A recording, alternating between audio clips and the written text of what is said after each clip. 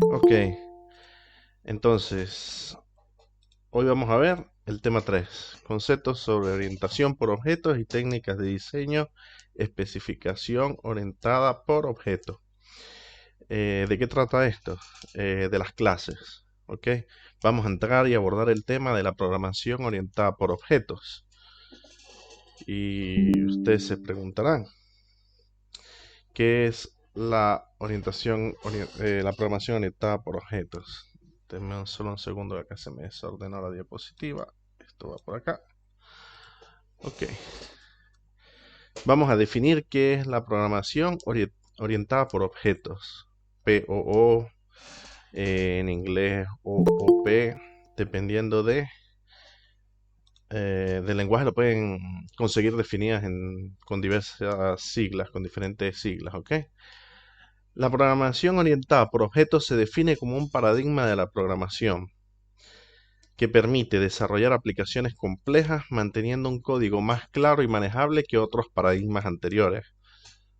A continuación definiremos qué es paradigma, ¿ok? Es una palabra importante. Para eso vamos a ir a la diapositiva número 3 y acá vamos a definir lo que es un paradigma. Un paradigma es todo aquel modelo, patrón o ejemplo que debe seguirse en determinada situación. Es un concepto general, ¿ok? En un sentido amplio, un paradigma es una teoría o conjunto de teorías que sirven de modelo a seguir para resolver problemas. ¿Qué quiere decir tener un modelo a seguir? Son los pasos o las indicaciones que ustedes van a tener cuando se les presente un problema, ¿ok? En nuestro caso particular, acá nosotros definimos que vamos a estudiar el paradigma de la programación orientada a objetos. ¿Cuál es ese modelo? ¿Ok? ¿Y para qué nos sirve? En primera instancia definimos que nos sirve para desarrollar aplicaciones complejas manteniendo un código más claro y manejable. Esto lo vamos a ver a continuación cuando hagamos los ejemplos. Mientras tanto, sigamos viendo las definiciones. También puede definirse como una forma de programar específica donde se organiza el código en unidades denominadas clases, de las cuales se crean objetos que se relacionan entre sí para conseguir los objetivos de las aplicaciones. Atención a los dos términos que son diferentes. Clase y objeto son dos términos diferentes, ¿ok? Ya vamos a ver las diferencias. Atención también a la palabra paradigma, ¿ok? No la vayan a confundir con palabras que son similares o que tengan otra definición. Pasamos a una tercera descripción más detallada. Podemos entender la programación orientada a objetos, POO, como una forma especial de programar. Es un modelo, según lo que vimos ahorita, ¿no? Más cercana a cómo expresaríamos las cosas en la vida real que otros tipos de programación. ¿Por qué? Porque no todos los lenguajes de programación o todos los paradigmas de la programación, todos los modelos, siguen la estructura de la programación orientada a objetos. Hay lenguajes que no lo permiten. Por ejemplo, Delphi, si no me equivoco, Pascal tampoco tiene objetos. Hay unos ciertos lenguajes que su destino o su implementación no permiten la creación de objetos, ¿ok? Eh, entonces, queremos expresar las cosas en la vida real, diferenciándola a otros tipos de programación. Esto nos permite diseñar mejor las aplicaciones, llegando a mayores niveles de complejidad sin que el código se vuelva inmanejable. ¿Y a qué se refieren con esto? Podemos hacer cosas que tengan una complejidad grande sin desordenar el código. ¿Por qué? Porque los objetos nos van a permitir definir cada una de las cosas que queremos representar en el computador de forma ordenada, sin desordenar el código. Al realizar una programación orientada a objetos se debe aprender a pensar cómo resolver los problemas de una manera distinta a como se realizaba anteriormente. En la programación estructurada, ustedes vienen de ver un curso de programación 1 donde usaban programación estructurada o programación secuencial. Los que más lejos llegaron vieron estructuras, pero hay diferencias muy importantes entre una estructura y una clase. Ahora vamos a profundizar cuáles son. Para esto se procede a escribir nuestros programas en términos de clase, objetos, propiedades y métodos. Propiedades pueden que en algunos libros, en algunos textos, los consigan como atributos. ¿Ok? Entonces, prosiguiendo acá, tenemos un diagrama de qué es la programación orientada a objetos. El paso número uno o el punto número uno, una de las definiciones de la programación orientada a objetos es que tiene que existir una abstracción. ¿Ok? Y la abstracción es la capacidad de concentrar las propiedades y comportamientos necesarios para la correcta representación de un objeto dentro del sistema. ¿Qué quiere decir esto? Es el tema anterior, los tipos de datos abstractos. Se hace una abstracción del objeto que queremos representar, donde tiene que existir un fin y tiene que tener una utilidad. Es una de las partes de la programación orientada a objetos. Después tenemos diferentes atributos o características de la programación orientada a objetos que vamos a ir desarrollando más adelante. Esto es un tema extenso. ¿Ok? Pero los podemos mencionar. Está la cohesión, la herencia, el polimorfismo, acoplamiento y el encapsulamiento. ¿Ok? Luego, en la siguiente clase, procederemos a definir un poco o hablar un poco, entrar en el detalle de cada una de ellas. ¿Ok?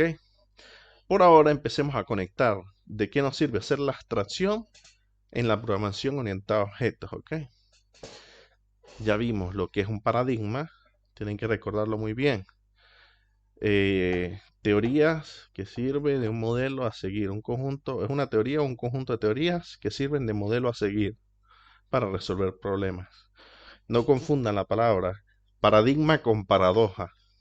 Son cosas totalmente diferentes que no tienen absolutamente nada que ver. ¿Ok?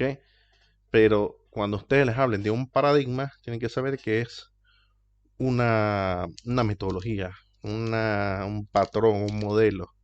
Por eso es que muchas veces dicen que en la programación siempre hay que romper paradigmas. ¿Qué quieren decir? No seguir el modelo y hacer algo que se salga del patrón, de los ejemplos que hace todo el mundo, ¿ok? Pero en nuestro caso la definición nos sirve para establecer qué es el modelo que se va a usar en este lenguaje, en C Sharp o en C++ y en los lenguajes que permiten la programación orientada a objetos. Si seguimos adelante, podemos ver la definición de un paradigma de programación. Ahora vamos al caso particular. La anterior era una definición más general. Esta es la definición en nuestro ámbito. Un paradigma de programación se refiere a la forma en que un programador o un conjunto de programadores dan solución a uno o varios problemas claramente definidos. Dicho de otra forma, es un método o estilo para programar. Ahora, atención en este detalle. El conjunto de programadores o programador que dan solución a uno o varios problemas claramente definidos. ¿Qué creen ustedes que sea esa definición clara de uno o de varios problemas? Que ya tiene una abstracción realizada, ¿no? O sea, ya tienen algo claro en lo que van a trabajar. Correcto, se hizo la abstracción, se sabe cuál es el fin, para qué nos sirve y cómo lo vamos a representar, y al tener claro y definido el problema, procedemos a desarrollar el método. ¿Ok? Si no se tiene definido el problema, no se puede desarrollar el método. Sencillamente quiere decir que tiene que haber un paso fundamental que es la abstracción del problema, entender y manejar bien el problema. Eh, Buenas posteri- tardes. Posteriormente dice que estos paradigmas se diferencian unos de otros debido a la forma de abordar los elementos involucrados en el problema. así como en los pasos necesarios para llegar a su solución. Además, cada paradigma se vincula con ciertos lenguajes de programación. Ojo, es una definición general del paradigma en la programación. No es la definición de la programación orientada a objetos. Obviamente, para resolver todos los problemas tienen que estar claramente definidos. Casi todos los lenguajes llevan una abstracción. Cuando ustedes hacían en la entrada, proceso y la salida, están haciendo una abstracción de su problema. ¿Qué datos necesito? ¿Cuál es el proceso? ¿Y qué salida va a generar mi programa? Eso es una forma, es un paradigma de programación, ¿ok? Programación secuencial, en ese caso, ¿ok? Eh, Importante decir que cada paradigma se vincula con ciertos lenguajes. ¿Qué quiere decir esto? Los lenguajes de programación, hay una cantidad enorme. Cada uno está asociado a un paradigma. Cada uno está asociado a una metodología, a una forma de, de programar para un fin, para facilitar un fin. Cabe destacar que obviamente, si volvemos a la definición de paradigma, vamos a ver que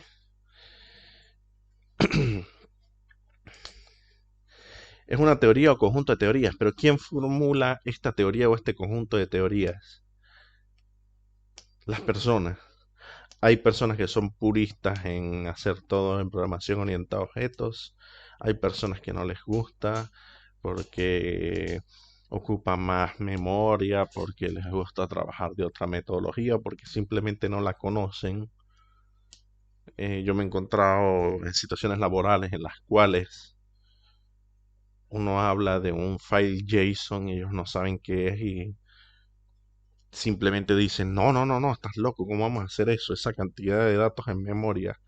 Pero porque en los años 70, 80, las personas se tenían que preocupar por la memoria del computador. No quiero decir que hoy en día no nos tengamos que preocupar, pero hay gente que se acostumbró a programar liberando la memoria en todo momento hasta cuando no era necesario, ralentando el programa, eh, porque simplemente contaban con poco espacio en memoria RAM, en memoria física, los mismos programas.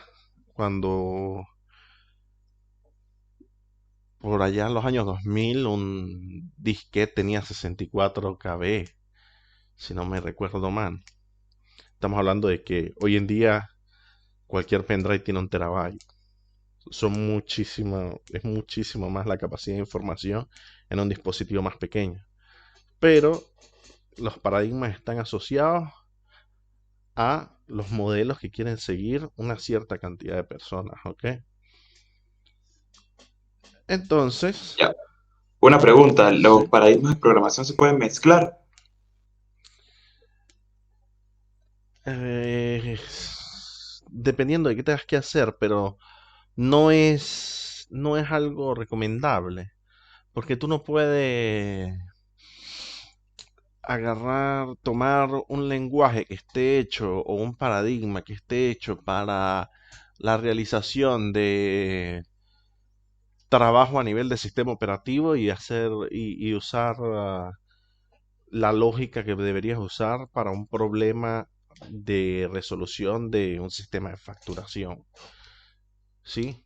Pueden que se relacionen, pero tienen que tener muy claro cuál es el problema y qué tipo de programación van a usar. Obviamente, en la programación orientada a objetos sigue existiendo la programación secuencial. Siempre es secuencial. Van a haber unas instrucciones, una serie de eventos, una serie de entradas del usuario, pero cuando hablamos de paradigmas son, para darles una idea clara, es como cuando la gente prefiere Windows o Linux, Android o iPhone. Cada cual tiene sus características, puede que se usen para el mismo fin, pero lo que está detrás es diferente. Una diferencia clara podría ser Telegram y WhatsApp. Dos aplicaciones de un servicio de mensajería. WhatsApp está más orientado a uso no profesional, Telegram a uso más profesional. Y ellos dicen ser más seguros que en realidad seguridad. es poca. Todos los sistemas son vulnerables, ¿no? Pero si hablamos de paradigmas de programación, depende de qué aplicación tengas que hacer, de cuál sea el problema. Cuando tú tengas ese problema eh, claramente definido, vas a saber qué es lo que vas a utilizar. ¿Ok? Sí, Habrán soluciones en las cuales puedas usar un tipo de programación o otros dependiendo del esfuerzo. Por eso es que es importante la abstracción, tener bien claro y bien definido cuál es el problema y cómo lo van a resolver. ¿Recuerdan cuando vimos la clase de TDA que dijimos es útil? Va a haber un momento en que ustedes van a decir, ¿es útil hacer una clase o lo hago secuencial? ¿Es útil realizarme toda la programación de varias clases y aplicar herencia de unas a otras? ¿O simplemente necesito representar una sola cosa? ¿Ok? Pero sería ir un poco más allá. Cuando veamos herencia, ahí vamos a ver la definición clara de ese problema.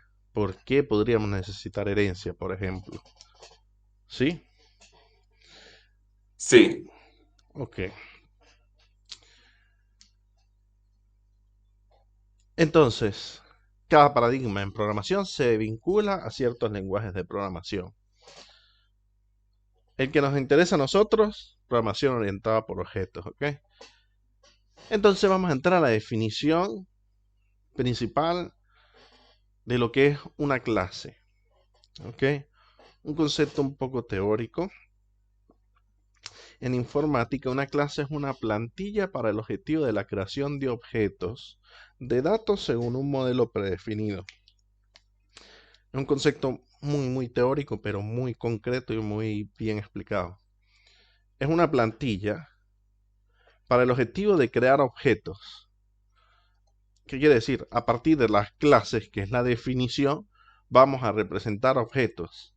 Esto ya lo hacían ustedes con las estructuras. Cuando ustedes creaban su estructura, por ejemplo, carro, ustedes creaban instancias. Nosotros conocemos más la palabra instancia. Instanciaban un tipo carro y le ponían un nombre, ¿cierto? Acá se hace algo similar. Tenemos una definición concreta de lo que es esa plantilla, llamémoslo así, y a partir de esa plantilla vamos a crear instancias o objetos de datos. ¿Ok? Las clases se utilizan para representar entidades o conceptos complejos. Y es aquí donde se empieza a diferenciar de las estructuras. En las estructuras ustedes solo tenían la posibilidad de agrupar ciertos datos, podían crear ciertas funciones, pero no existía una abstracción completa, por ejemplo, de los métodos, de qué atributos, por qué esa estructura tenía esos atributos, si existía una permisología o no. Con las clases se comienza a modelar el conjunto que define las variables y los métodos apropiados para operar con dichos datos. ¿Qué quiere decir esto? Ustedes dentro de una clase, si tienen un atributo es porque representa ese dato que ustedes llaman clase. No van a tener un atributo dentro de una clase que no tenga absolutamente nada que ver con lo que están definiendo. Y cada uno de esos atributos va a tener métodos apropiados para poder operar con ellos. Ojo, ustedes van a operar con los atributos de las clases a través de los métodos. ¿Cómo? Lo vamos a ver ahora más adelante. Pero si ustedes tienen atributos, automáticamente ya tienen métodos. Y cuando veamos la permisología vamos a ver el por qué.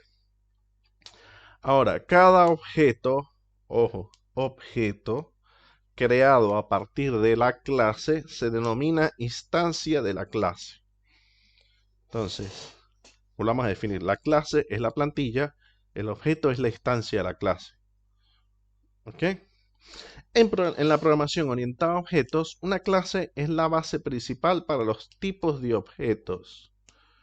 ¿Y qué quiere decir tipos de objetos? Son aquellos que nos permiten abstraer los datos y sus operaciones asociadas en forma de una caja negra, al modo de una caja negra. lo hemos visto a través de la consola. Tenemos una consola, tenemos métodos, no sabemos cómo están implementados, pero esos métodos ustedes los pueden ver, ven la interfaz, si recuerdan las clases anteriores, ustedes tienen acceso a una interfaz de esa clase, a la parte frontal y a los métodos y las operaciones que tienen en esa clase, que se llama console. Cuando ustedes desarrollen sus propias clases, ustedes van a conocer lo que hay detrás, pero ustedes van a meter a disposición de los otros usuarios de su programa los métodos y la interfaz de esa clase. Y lo interno queda a ustedes a un modo de caja negra. Ustedes son los que definen y saben cómo funciona lo que está dentro de esa clase. Los lenguajes de programación que soportan las clases difieren sutilmente en su soporte para diversas características relacionadas con las clases. Difieren sutilmente. Existe una base que la establece el paradigma de la programación orientada por objetos, pero cada uno de los lenguajes tiene sus propias, así como tiene su propia sintaxis, suelen diferir en algunas definiciones. ¿Ok? Puede que algún lenguaje les ofrezca una característica que otro no, pero son particularidades de cada lenguaje. ¿Ok? Por eso dice difieren sutilmente en su soporte. Cuando hablan de su soporte del lenguaje, es de las características que les da o las herramientas que les da el lenguaje para las diversas características que se relacionan con las clases. ¿Tienen alguna duda de esto? A mí no me quedó muy claro en la parte que dice la clase se denomina como instancia de la clase. Ahora, cuando nosotros, pongamos un ejemplo más básico, cuando ustedes declaraban un entero, ustedes ponían un tipo de datos y creaban una instancia. Crear una instancia es la representación de la cajita que vimos en el repaso de programación 1. Ustedes reservan una dirección de memoria que tiene un tipo de dato, un nombre, una dirección de memoria y un contenido. Y eso es lo que se conoce como instancia. Instancia es el hecho de reservar en el computador el espacio para representar el tipo de dato que ustedes necesiten. En este caso, cuando ustedes crean una clase, va a ser, vean acá, un modelo que define un conjunto de variables y métodos apropiados. Pero cuando ustedes realizan la instanciación de una clase, están pidiéndole simplemente al manejador de memoria que les reserve el espacio para representar ese tipo de datos, porque cuando ustedes modelan una clase, están creando nuevos tipos de datos a partir de los tipos de datos básicos.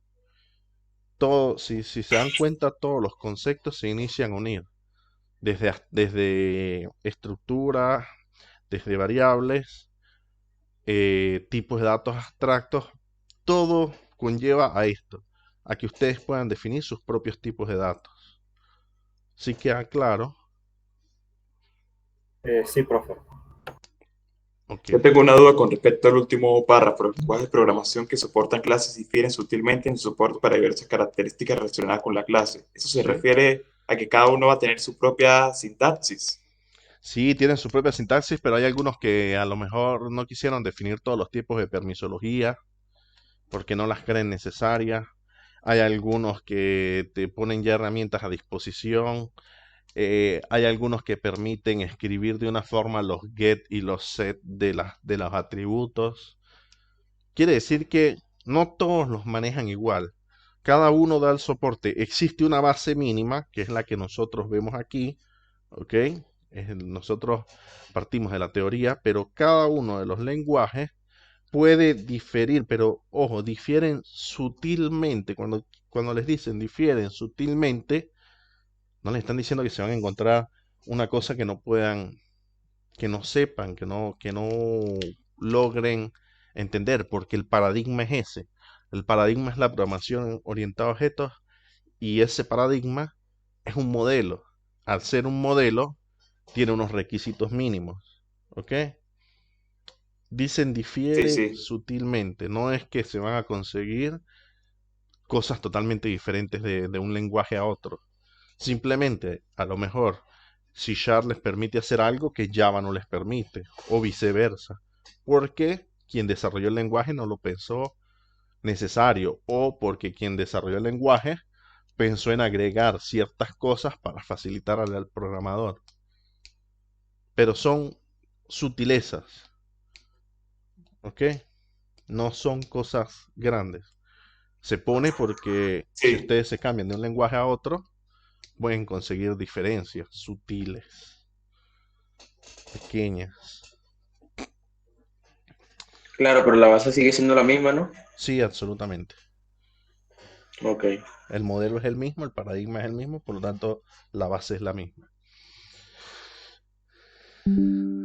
Ahora, aquí vemos nuestra primera definición de una clase. Una linda imagen donde tenemos lo mínimo que debe de tener una clase. Y sin embargo, le faltan un par de cosas que las veremos propio cuando definamos una clase. Pero cuando se define una clase, ¿qué tiene la clase? Tiene una permisología que acá no la vemos, no está declarada. Después tiene un nombre, el objeto que queramos representar. Y dentro de ella tenemos tanto atributos como funciones o métodos. Los atributos para esta representación, este ejemplo particular, es un coche. Y los atributos que necesitaban o que creyeron ellos necesarios son el número de ruedas, litros de gasolina, modelo y las funciones arrancar, acelerar o frenar. Esa es una representación de un carro, de un coche particular para un ejemplo, para un fin. A mí me interesa que de aquí vean la sintaxis. Y primero que nada, ¿quién me dice dónde está el error?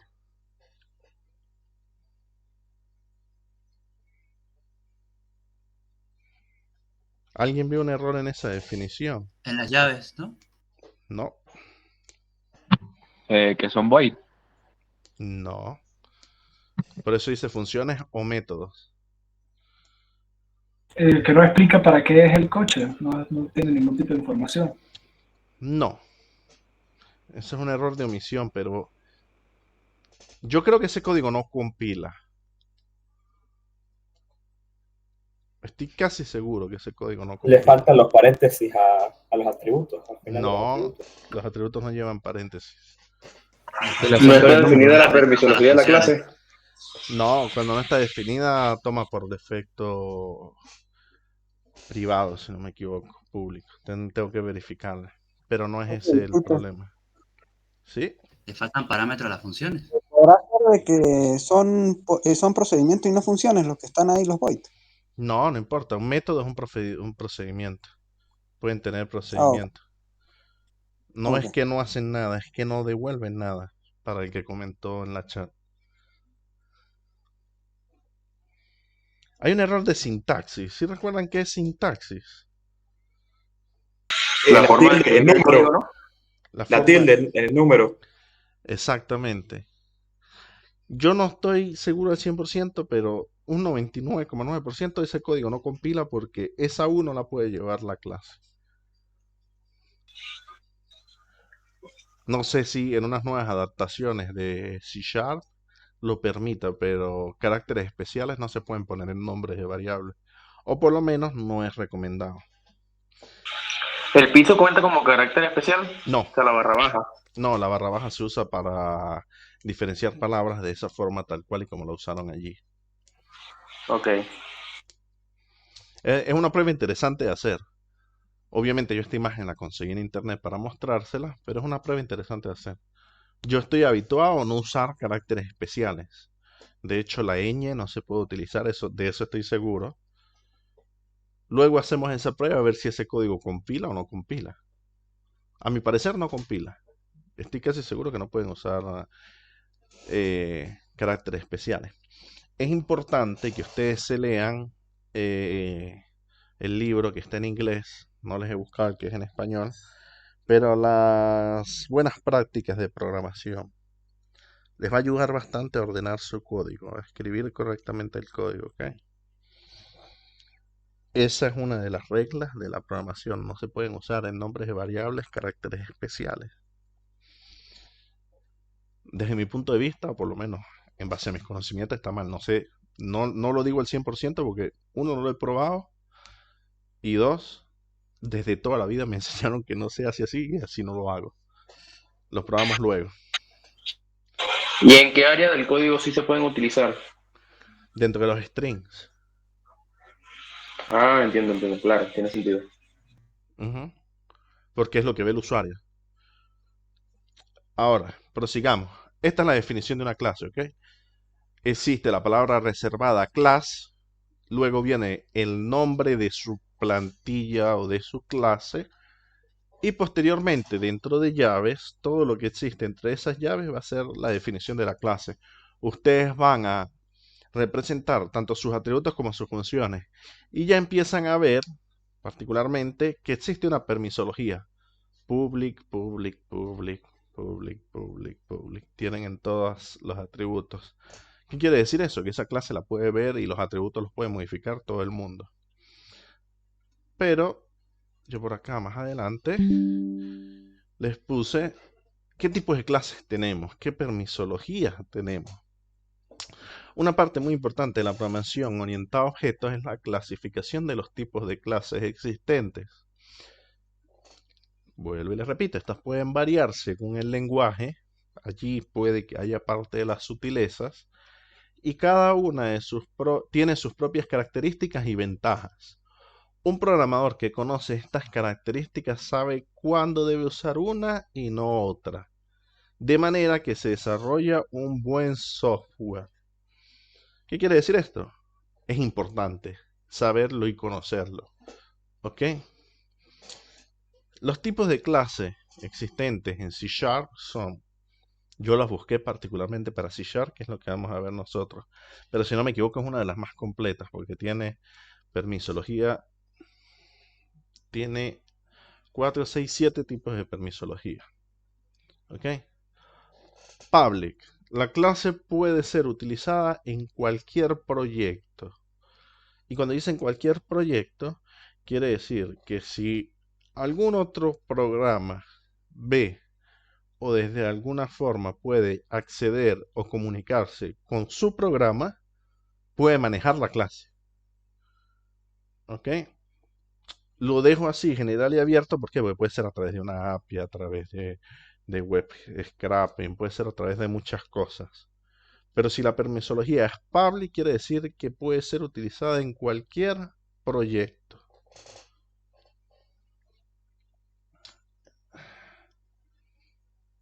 Estoy leyendo comentarios. Profe, con utilizada se refiere a que también puede ser modificada, ¿no? Sí, los atributos, sí. Utilizada dependiendo de la permisología interna. Porque como se dan cuenta, la clase tiene una permisología y los atributos o funciones pueden tener permisologías diferentes. Pero la lógica es la misma para cada una de las cosas que pertenecen a las clases. Luego de la public tenemos la internal, permisología interna.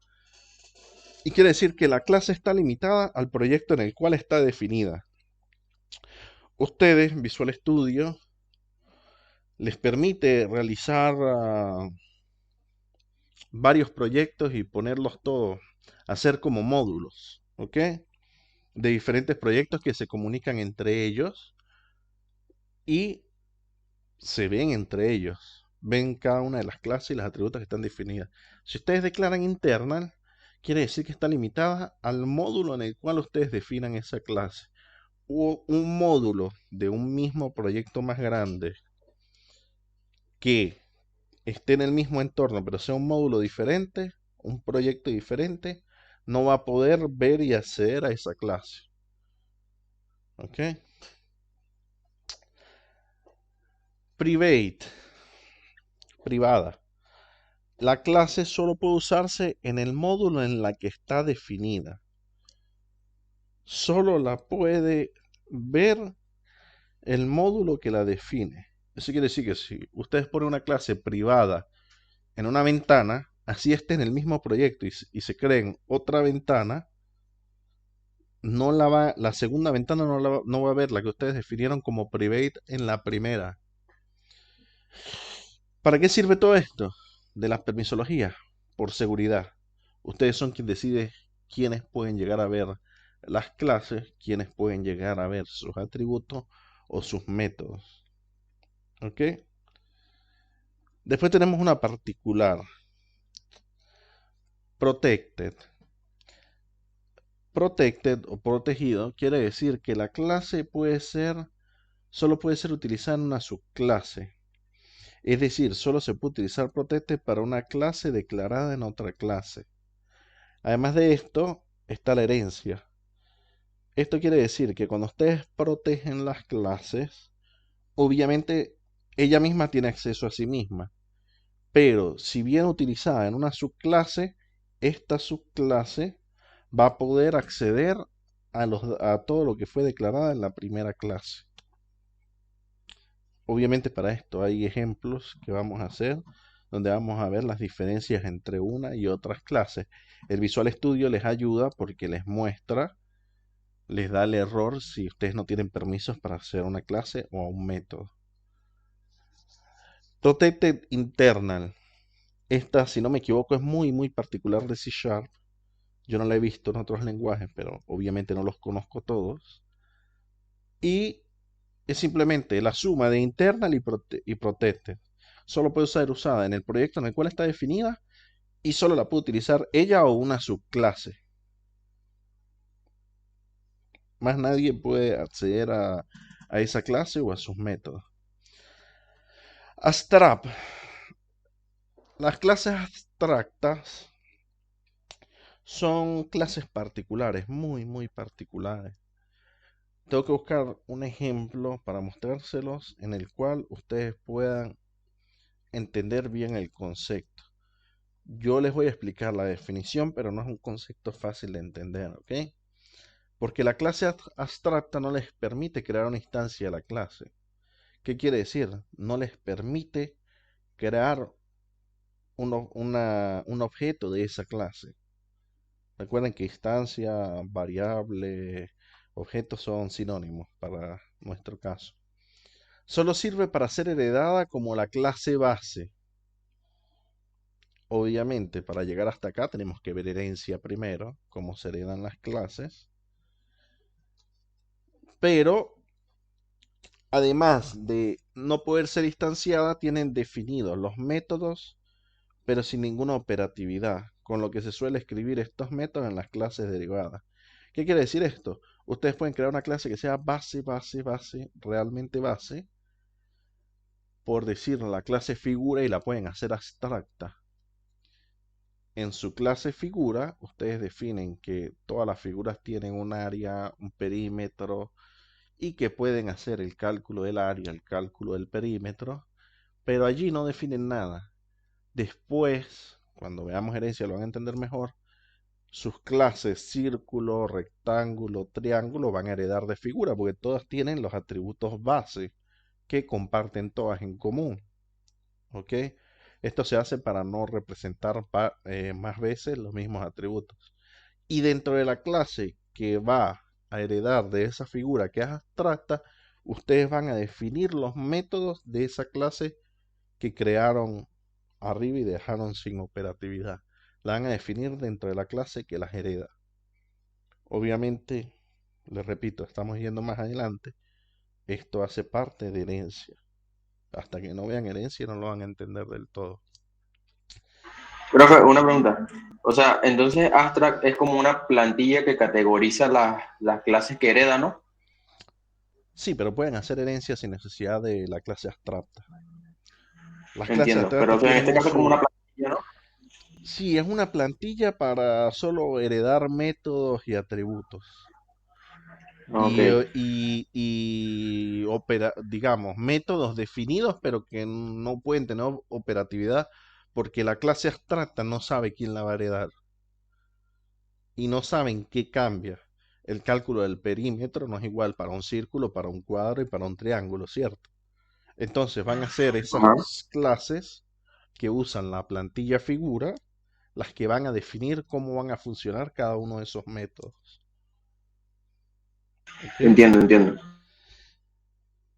Si yo le soy sincero, las clases abstractas las conocí aquí en el trabajo, no las vi en la universidad. Y el uso es para quien es muy ordenado y le gusta el orden programando, tiene un uso bastante interesante. Para quien decide simplemente hacer una clase o definir el método dentro de la subclase, no le interesa. De hecho, es muy poco el uso que yo he visto de una aplicación, es muy poco. Una aplicación concreta de esos tipos de datos abstractos. Pero se van a dar cuenta que el sistema y las clases de sistemas tienen bastante de estas definiciones, bastante. Tienen muchas clases abstractas que luego en las clases que heredan de esas clases son las que definen cómo funcionan esos métodos. Entonces, si se lo consiguen, ya van a saber que, por ejemplo, una clase abstracta no la pueden instanciar, pero la pueden hacer heredar de una de las clases, ¿ok? En una de sus clases. Y como último tenemos sealed, sellada. ¿Qué quiere decir esto? Cuando una clase es la última de una jerarquía, por lo que no podrá ser utilizada como base de otra clase. Quiere decir, no se va a poder heredar esa clase. Se hacen para evitar la manipulación de una clase y que ustedes digan, no, esta es mi clase final. Más allá, no puedo definir y no puedo heredar. No me interesa que esta clase sea heredada. Es la última de toda mi jerarquía. Cuando hablan de jerarquía, están hablando siempre de herencia. Y por eso les dice, no puede ser utilizada como base de otra clase. En otras palabras, no puede ser heredada. ¿Ok? Les repito aquí. Profe, Sí, perdón. Ese sería algo así como un cierre. sí. Es donde termina su jerarquía de herencia. Es donde ustedes dicen, esta clase no me interesa que nadie la herede. Nadie se puede crear una clase a partir de esta clase que voy a crear yo. Ok, gracias. Ustedes dicen, esto es lo máximo que yo desarrollo. Pongamos el ejemplo de un computador. Ustedes pueden definir un computador a través de otras clases. Puede tener una clase monitor, una clase, o mejor dicho, un ejemplo más sencillo. Pongamos el ejemplo de las personas, ¿sí? Habíamos definido una clase persona. Si no me equivoco, en el ejemplo del viernes, les están explicando los preparadores un ejemplo en el cual de una persona ustedes podían representar un estudiante, un profesor o un empleado, un obrero, ¿sí? Si ustedes ya saben que persona, profesor, empleado y obrero son sus clases últimas en la jerarquía, no les interesa que después venga alguien que diga, no, pero un estudiante puede ser regular, inactivo o preparador. No, no, no, nada de eso me interesa. Ustedes pueden declarar esa clase como SEALed. ¿Ok? Y es más un tema de seguridad o de orden. Es una propiedad, por eso son permisologías. Ustedes son quien define quién puede hacer qué con esta clase. Sí, dime. O sea que es como para evitar que el código se compleje más, ¿no? No necesariamente, simplemente es una permisología. Las clases les dan a ustedes como diseñadores de clases, son quienes deciden qué otro la va a poder ver, con quién la voy a compartir, si la pueden heredar o no la pueden heredar, si me interesa que las clases que la heredan puedan acceder a sus atributos o no, ¿ok? Si vemos acá, no va a ser lo mismo si yo a esos atributos les pongo private, si les pongo protected, si les pongo public. Hablando solo de los atributos, a nivel de atributos. ¿Ok?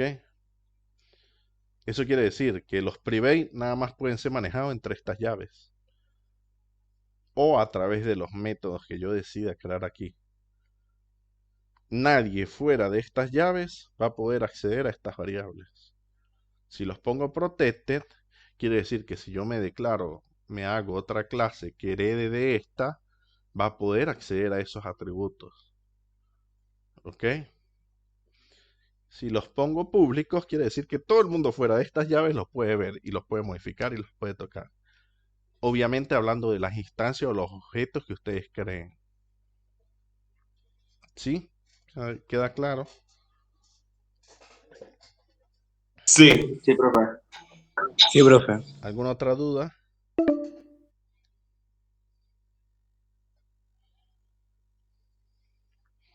Creo que no, por el No, no. momento. Ok. Entonces, acá yo preparé otra pequeña imagen, ¿ok? En la cual se ve un poco lo que es, digamos, de una forma de diagrama, cómo se podría ver la permisología, ¿ok? Pueden tener una clase que tenga instancias o variables públicas, métodos públicos, pero que a su vez adentro tenga otra clase. Esto lo pueden hacer. Ustedes entre estas llaves pueden declarar otra clase. Eso se llama encapsulamiento. Se usa en casos muy particulares. ¿Ok? Lo ideal es que cada clase tenga su definición independiente, pero el lenguaje les permite encapsular. Pueden tener una clase adentro que tiene sus variables privadas y sus métodos privados, quiere decir, solo ella accede a lo que hay aquí adentro, pero esta clase que la engloba tiene sus propios métodos públicos y sus variables públicas, por lo tanto, toda esta clase que la engloba, los que están afuera en el código pueden acceder a estas instancias y a estas variables, pero no a esta clase. A pesar de que la clase es pública, tiene variables públicas y métodos públicos, ella y el código que está por fuera no pueden acceder a estos porque toda la permisología es privada. Por eso acá se ve que es cerrado. ¿Ok? Y acá empezamos a hablar de otro término, encapsulación. Ustedes pueden definir una clase dentro de una clase. Pueden definir tipos de datos o estructuras dentro de una clase. El lenguaje es bastante flexible, les permite hacer prácticamente lo que ustedes quieran. Y por eso es que existe una teoría y un paradigma. El lenguaje les permite hacer lo que ustedes quieran, pero hay una serie de pasos, una guía para hacerlo bien, para hacerlo ordenado, para hacerlo de forma eficiente. Existen unas permisologías, son para usarlas. ¿Ok? ¿Y cuál es la representación más simple? Esta que ven acá a la derecha. ¿Ok? Van a tener su objeto. Recuerden que el objeto es una instancia de la clase que va a tener métodos públicos, siempre públicos, para que el código que se encuentra afuera pueda interactuar con ese objeto. Y esos métodos públicos son los que se van a encargar de tener el acceso a los datos que están dentro de la clase, que son privados. Y además de tener métodos públicos, va a tener métodos privados. ¿Qué quiere decir esto? Particularmente, cuando ustedes hagan una clase, los atributos son privados. Nadie desde fuera de su clase tiene que poder acceder directamente a los atributos de su clase. Nadie.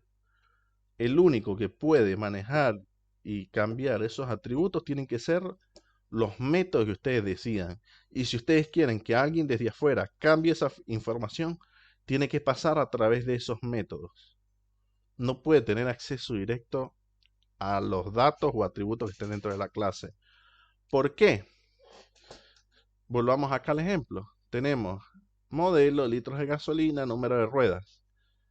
Supongan que cuando ustedes aceleran, ustedes dicen que se consume 1 litro de gasolina por cada minuto. Poniendo un ejemplo, ¿ok? Pero su variable litros de gasolina es pública. Llega alguien desde afuera que se conecta al computador de su carro. Si ustedes hicieron esto para calcular el consumo del carro, saben, los carros nuevos tienen una pantallita donde les dice cuánto la autonomía por litro, cuántos kilómetros pueden recorrer. Y llega alguien que se conecta a la computadora de su carro y les borra la variable litros de gasolina. En el tanque ustedes tienen 40 litros de gasolina, pero en su programa, en el computador, tienen 0. ¿Por qué? Porque dejaron la variable pública.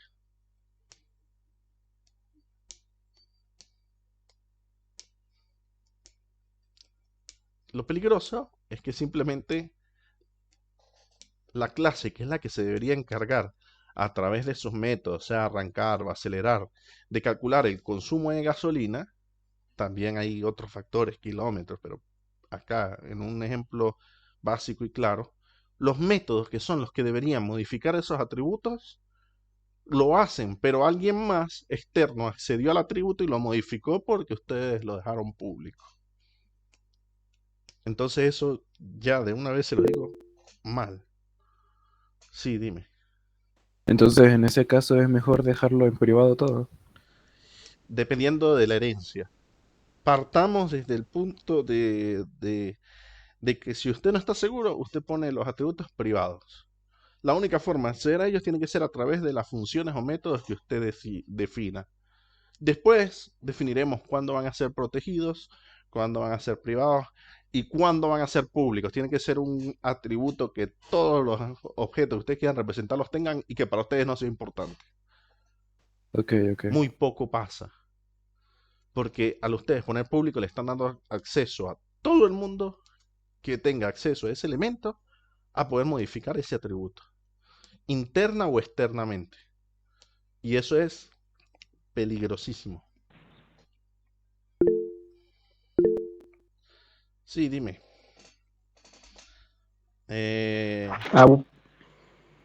Sí, Adrián, dime. Bueno, que esto me recuerda un poco a Unity, el motor, porque cuando tú declaras una variable pública, dentro del programa puedes modificarla a tu antojo. En cambio, si la pones privada, ¿no? Sí, digamos que si los programadores que hacen los videojuegos dejan los atributos públicos, cualquiera con un mínimo de experiencia que se pueda conectar al juego puede cambiarse y ponerse una cantidad de balas infinitas, una cantidad de vida infinita y cosas de ese estilo.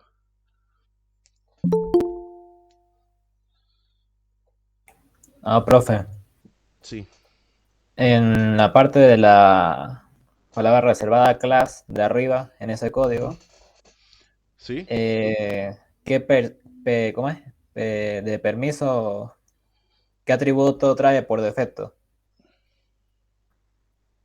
Private, si no me equivoco.